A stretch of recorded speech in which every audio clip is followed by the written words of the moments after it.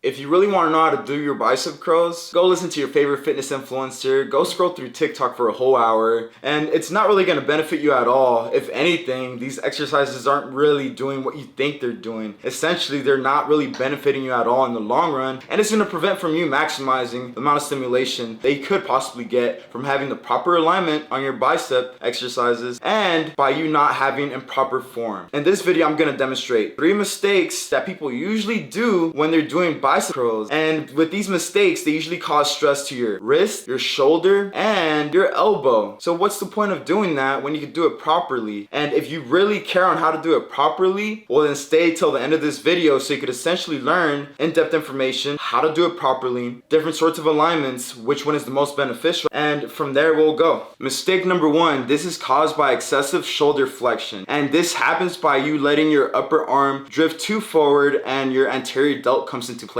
and it starts working it out a bit. This is as if you're literally doing a front raise and a bicep curl at the same time. In a way, a hybrid. And that means you're taking away from your bicep gains and you essentially don't want that. By you doing this, not only are you minimizing the gains that you get from your bicep, but also you start using your front delt and you don't want that. You don't want excessive shoulder flexion. What you really want when you're doing a bicep curl is elbow flexion. And by you doing this heavy weight and not doing it right, you're adding shoulder flexion into place, which is not going to help you unless, one, you're an advanced lifter, you're trying to go until failure and you're trying to get that last rep in, then essentially that's okay. But if you're a beginner lifter and you're making these mistakes already, it's not going to help you out at all. It's going to hurt you in the long run and it's going to prevent you from you maximizing your bicep potential, which is kind of scary because you want to be the best version that you possibly can be. Mistake number 2, forming variations with improper alignments. In other words, where the path of resistance isn't matched up with the natural curling path of the bicep. Most common example of this would be the narrow grip or wide grip curls, where your hands are locked in place in a fixed position with a straight bar, or it could also be with a single dumbbell with a waiter curl or plate curl. When your hands are out wide with the shoulders externally rotated, the biceps would naturally want to curl inwards from this position. And if they're in narrow with the shoulders internally rotated, then they would naturally want to curl outward. The problem is if both of your hands are locked into the bar or dumbbell using a wide or narrow grip, the resistance is forced into a fixed vertical line. Not only is that going to limit your overall bicep gains, it's also going to increase the strain of your wrists, shoulders, and elbows, which can add up over time and lead to potential injury, which increases the heavier you go. Even though some variations feel like they're actually working because of the burning sensation, that's actually a negative feedback from the nervous system because of the awkward position your joints are put under from you either externally rotating it out or try to internally rotate it with a straight bar or a single plate or dumbbell, one dumbbell. That's what's gonna cause you to feel like you're actually getting a workout in, but you're not getting that workout in. You're actually stressing your nervous system and you're minimizing the potential gains that you could actually get if you do it with your shoulders, your wrist, and your elbow in alignment with the bicep. Remember, the primary function of the bicep is elbow flexion, not shoulder flexion. Don't forget that either, because it's very, very important for you to know this. That way you won't keep making the same mistake of using excessive shoulder flexion. If your upper arms remain stationary, then that's gonna essentially have you maximize your elbow flexion and get the most out of your bicep curls. If they aren't stationary and they're going forward, then guess what? Shoulder flexion is gonna come into place and you're gonna be working your front delt and not maximizing your gains that you could get from your bicep. Doing these unique exercises won't cause your biceps to load effectively, which therefore is gonna decrease the amount of gains that you make, and a bit wide, a bit narrow won't be a huge deal. But if you want to maximize your gains, you honestly want to make sure that your wrist, shoulder, and elbow are in alignment with the bicep and with the exercise. That way the resistance is running straight down the line of the pull of the biceps and directly opposing the fibers. It's okay to curl from an internal rotation, as that will emphasize more of the short head, or if you're trying to curl from an external rotation, which will have a heavier emphasis on the long head of the bicep. With internal rotating curls, it's best to do it one arm at a time with cable dumbbells so the arm can follow that natural outward curling motion. But if it's externally rotated, it can be done single or both arms. Stick to the cables or dumbbells if you're doing this. That way you can naturally curl inwards and not do it all weird. If you're using a bar, use a basic shoulder width grip. That way you could have your shoulder, wrist, and elbow in line and make the most out of your gains when you're doing a bicep curl. If you're enjoying this information on this video, don't forget to click that like and subscribe button for me. That way I can make you a smarter person and I can entertain y'all on top of that as well with my other videos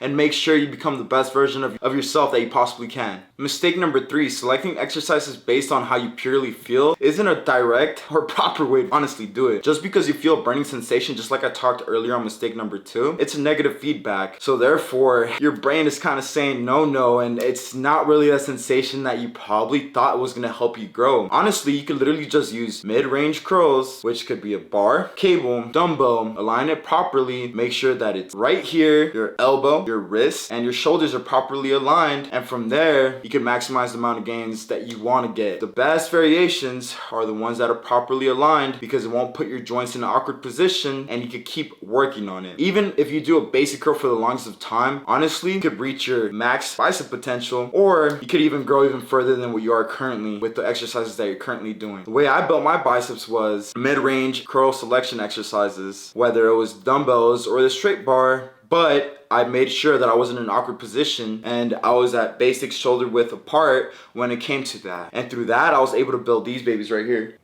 Although I don't have a pump right now, they're still pretty big, so I'm proud of them. And that's how you properly bicep curl. And if you don't do these mistakes that other people do, not only will you look more professional, but you'll actually look like you know what you're doing instead of you looking all awkward. And learned obviously something new. And if you have any more questions, you could either DM me on Instagram or you could leave a comment in the YouTube comment section. I appreciate y'all so much. Have a good day.